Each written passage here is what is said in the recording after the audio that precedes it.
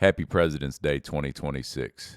Today's the day when the nation celebrates the birthdays of George Washington, Abraham Lincoln, and really all the presidents are kind of celebrated. And it didn't always start, it started out just as George Washington's birthday, and then it came to include Abraham Lincoln, and then it's just kind of evolved into what it is now. But I would like to take today to remember and celebrate one of our representatives that never actually made it to the Oval Office, despite running for the position several times.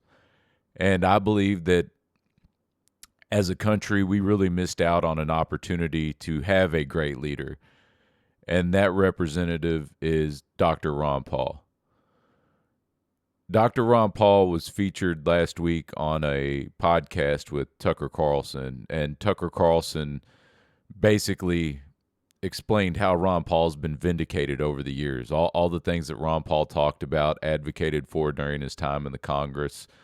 You know, Tucker Carlson played this clip from 2002 where Ron Paul's addressing the Congress, and he's talking about the coming inflation, the failure of our foreign intervention in the Middle East, the rise in the price of gold, the erosion of civil liberties, that the U.S. taxpayers would end up rebuilding foreign nations, that both the Republican and Democratic parties are going to continue to support military intervention overseas, that we're going to continue to see corporate welfare, social welfare, both domestic and abroad. And all of these things have accelerated.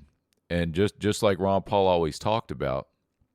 And I remember the first time I saw Ron Paul and was really listening to him. He was on Fox News. It was in 2008. It was right around the time of the great financial crisis, and they were kind of getting his opinion.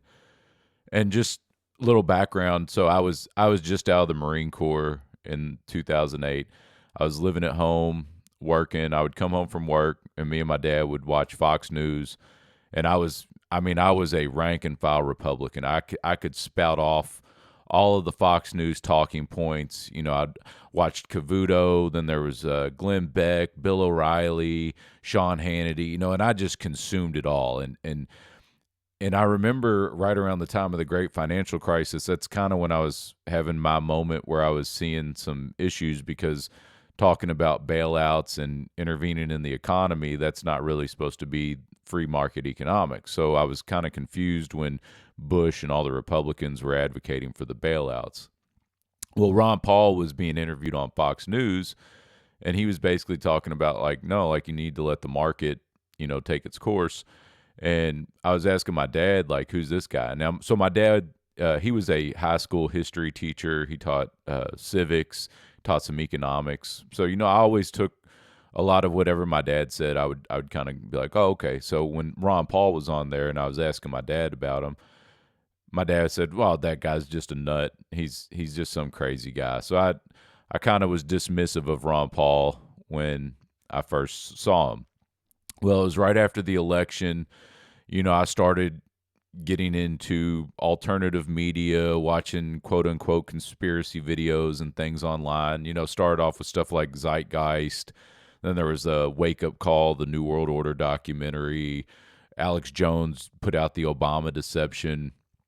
A bunch of videos like that. And, not that there's not some truth in those videos, but there's also a lot of, I would say, speculation, maybe sensationalism, and you can kind of go down pretty deep rabbit holes, and you got to be careful with that, because then you can make a conspiracy out of anything. So again, I'm not trying to dismiss any of those early videos and things that kind of got me interested into politics, but when I found Ron Paul going down this, obviously researching the Federal Reserve, Ron Paul's book, In the Fed and the Revolution were just out.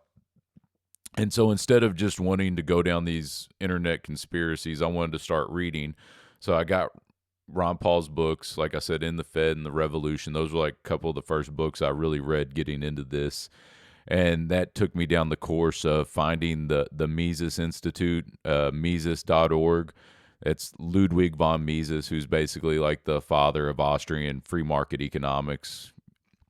And, starting to really kind of learn about the Austrian school, hard money, um, real free market stuff. Hayek, Rothbard, these are all people that I encourage everybody to read because I think it's good for everyone to be educated on these things. But that's when, finding Ron Paul kind of took me down this path. And that's when I decided to go back to school. I went to school.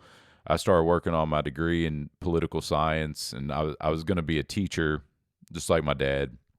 I was out of the Marine Corps, didn't really have any direction, so I was going to be a teacher. And Ron Paul always talked about having an educational revolution. Obviously, having any kind of like violent upheaval against the United States government is futile. It would really be stupid. So, we need an educational revolution, and I still believe this. It needs to be a revolution of our morals, our values. Things that we like, understanding the Constitution, wanting personal responsibility, and wanting to be good people. And that's when I started getting in. Once I started going back to school, I started getting involved in politics. I would go to these local groups. I would go to these Tea Party meetings and talk about libertarian views. And that's one thing a lot of people don't understand is the Tea Party, before it kind of became the co-opted Republican, like mainstream Tea Party that most people know. The Tea Party actually started, it was like late 07, maybe early 08, and it was for Ron Paul's basically push to become the Republican nominee in 2008. And it was Republicans that were disenfranchised with George W. Bush's, expansion of the executive branch of government, the wars in Iraq and Afghanistan, the excessive spending. I mean, George Bush really blew up the debt, and he also had a lot of other, socialist style policies, Medicare Part D. But basically, the Tea Party actually started in response to wanting to rein in the Republican Party. It wasn't just a response to Barack Obama, which is really what it became after the election. Fox News kind of co-opted it, and it became more of a mainstream Republican Tea Party thing. But so I'm going to these Tea Party groups, and I'm talking about Ron Paul. I'm trying to spread the message of liberty, constitutionalism, non-intervention, which that's one thing that I don't like. And Ron Paul, I always thought, did a good job of explaining it. People say if you don't support all of our overseas adventurism and militarism, they call you an isolationist. And no, we're not isolationist. We advocate for commerce and diplomacy with all nations. What we don't advocate for is military intervention and trying to tell other people how they should run their country. Just like I don't want any other countries telling the United States how we should run our country. I believe in sovereignty, and it's actually one of the things that I did during my political activism. I guess you could call it my political activist days. 14 years ago today, I actually participated in the Troops March for Ron Paul in Washington, D.C., and that was one of the coolest things I've ever done in my life. My wife at the time, she was my girlfriend. We were just dating, but my wife at the time, she went with me. It was an event. It was organized by Adam Kokesh. He used to do a podcast called Adam vs. the Man, and he organized it, and it was all these troops, Marines, soldiers, airmen, seamen, and we all went to D.C. I think all in all, the entire group maybe was 500 people. I mean, there was more people than that, but actual troops, I think there was about 500 of us, and we marched in formation to the White House. And we did an about face when we got to the White House, and then we held a moment of silence. I believe it was like 1 second for every veteran that had committed suicide or died overseas since Barack Obama had taken office. Because Barack Obama campaigned on, basically not expanding the wars, but he carried on like all sorts of drone strikes, did the huge troop surge in Afghanistan, overthrew Muammar Gaddafi. Obama's not this, peace advocate that the left likes to try to remember him as. He was very much a war hawk, just like any of the Republicans are. But that event was really cool, just, going there and actually kind of partaking in some type of, protest movement, basically. And I met Adam Kokesh, got to meet him briefly. I met Luke Rudkowski. He was there he was out in the crowd, like taking pictures of the event. And Luke Rudkowski's another guy that, when I was really just getting into politics, these were some of the guys that I was listening to. And it was just really cool being a part of that. And I joined the Republican Party locally. We were going to try this delegate strategy to basically get Ron Paul the nomination in 2012, because Ron Paul ran again, and it really came down to Ron Paul and Mitt Romney, and I thought there was a chance for it, and it just kind of fell apart. And I remember at the time, like, I thought there was a real shot for Ron Paul to get it. And when the Republican Party picks Mitt Romney, I mean, Mitt Romney's the dude that they picked to run against Barack Obama. And I mean, honestly, like, Obama was probably going to win regardless of who went up against him. But Mitt Romney, I mean, this dude might as well have been a Democrat. Like, you basically had two Democrats of just different extremes in 2012 when the Republicans had a chance to pick Ron Paul. Like, this guy is Mr. Constitution. Jon Stewart did a real funny bit on The Daily Show about it. You can look that up. It's on YouTube. And Jon Stewart talks about how, the Republican Party tried so hard to just dismiss Ron Paul and overlook him. Like, at one point, it shows this report, they're talking about the polls, and Ron Paul was second in one of these polls, and it was like the Iowa poll or something like that. And they're like, Mitt Romney's leading the poll, and then it jumped to like number 3, like Michelle Bachmann or somebody, and Jon Stewart's like, behind who? Who was number 2? Like, that was like the big joke. He said Ron Paul was like the 13th floor in a building. Like the Republicans treat him like he didn't even exist.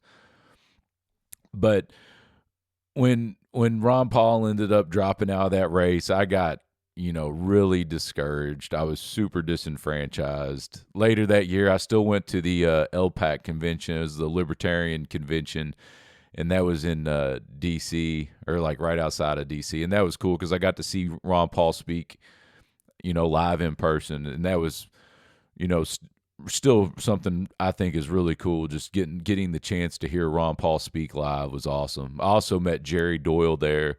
And if anybody knew Jerry Doyle, he was like a TV actor, but he was also a big libertarian. And he used to have a radio show back before like podcasting was real big. He was actually on, a local radio station here, and meeting Jerry Doyle there, that was pretty cool. But basically after 2012, when Ron Paul didn't get the nomination, I got disenfranchised with both parties. I'm still technically registered to vote as a Republican, just in case we have like a libertarian-leaning Republican in a primary I could vote for. But I really identify more as like a libertarian or independent. But I wouldn't have any of these views or understanding of our current political system or the global order really without finding Ron Paul and listening to him. And he's been out of the Congress for over a decade now, but he still does a Liberty Report podcast where he gets on there, and he's 90 years old, I think. He's 90 or 91 years old. And when you listen to him talk, he's still more informed, and he can articulate the things going on in the political sphere better than a lot of the other people that we actually have that are still currently in Congress. He's a really sharp man. And, it was just, like I said, it was so good to see him on Tucker Carlson and kind of get some props from somebody other than people that are on the libertarian side, other than like the Dave Smiths or the Scott Hortons or, there's other people that I know that are familiar with Ron Paul. It was just really good to see Tucker Carlson, who's very much in the mainstream. It was good to see him appreciate Ron Paul and his message. And, that's I just wanted to take today's President's Day and thank Ron Paul. And unfortunately, we never got to have him for president, and it's a shame. It really is. Like I know when I listen to the Liberty Report, sometimes like me and my wife will listen to it together, and I'll tell her it's like, this guy could have been our president. You know what I mean? Like when you just hear somebody that articulates, the how great liberty is, how great freedom can be, the ideas of, just a free society and not all this war and everything else. I think that's the reason why my wife likes Ron Paul so much, is because he's like the true anti-war candidate. And like that's not even like how I started out. Like I was more really got into it because of the economics stuff. But I'm very much anti-war now at this point. I'm not a pacifist. I'm not like, I don't think that there's not a need for a military, and I don't think that there's never a time to take military action, but I'm very much anti-war, especially against, the things that we currently have going on. And we've got bases in over 100 countries, and, it's out of control. But, I would advise anybody that's interested in it, listen to Ron Paul, read his books, watch old clips of him on YouTube. He was a great leader, and he's the president that we never got to have. Thank you for listening. Please like, subscribe, and comment.